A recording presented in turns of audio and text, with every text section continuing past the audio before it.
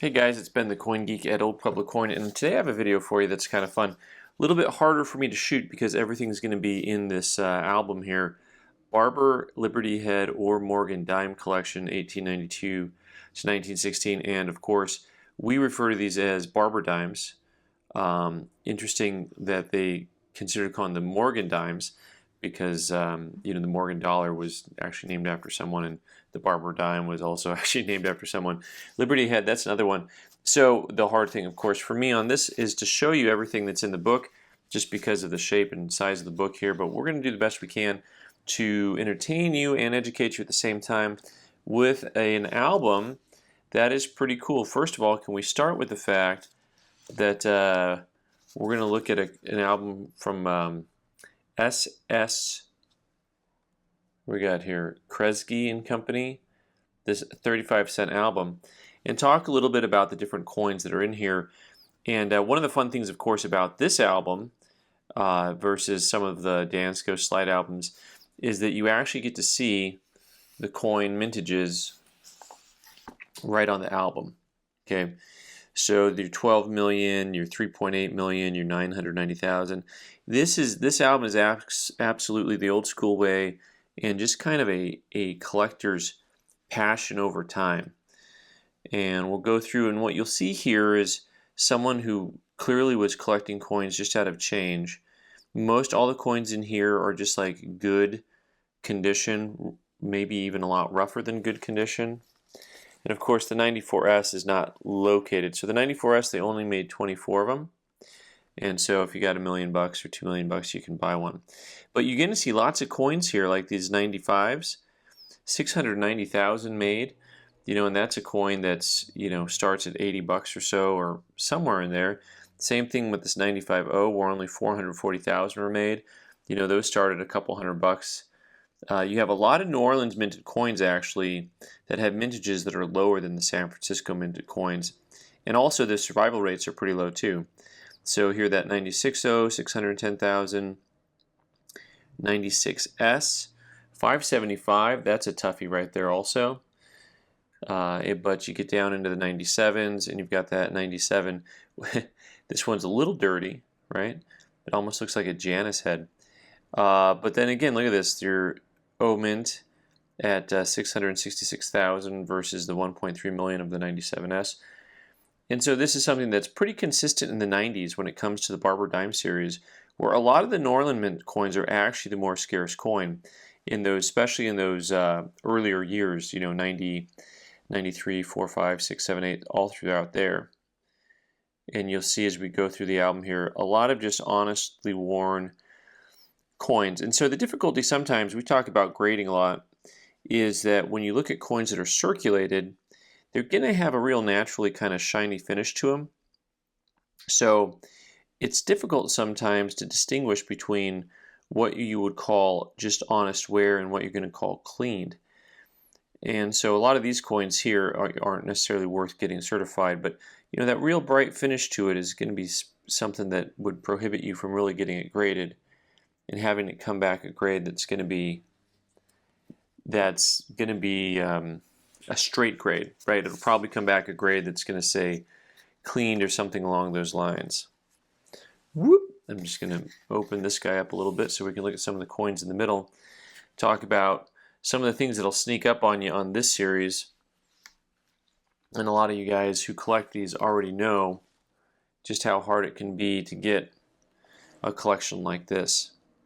So a lot of your Barber dimes, your common ones in this condition, you can pick up for just a few dollars. They're not expensive coins. You can find them on eBay. You can have fun. It can be challenging.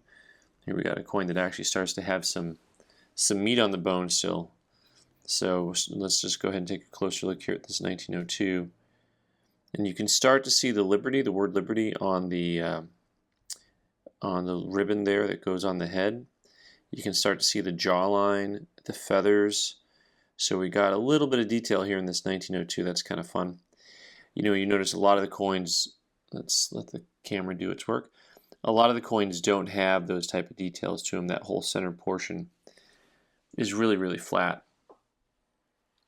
For those of you who don't know the mint mark location on these coins, the mint mark is on the back of the coin, And let me see here. Maybe I'll pop one out a little bit. But on the back of the coin down at the bottom, 1903, 030.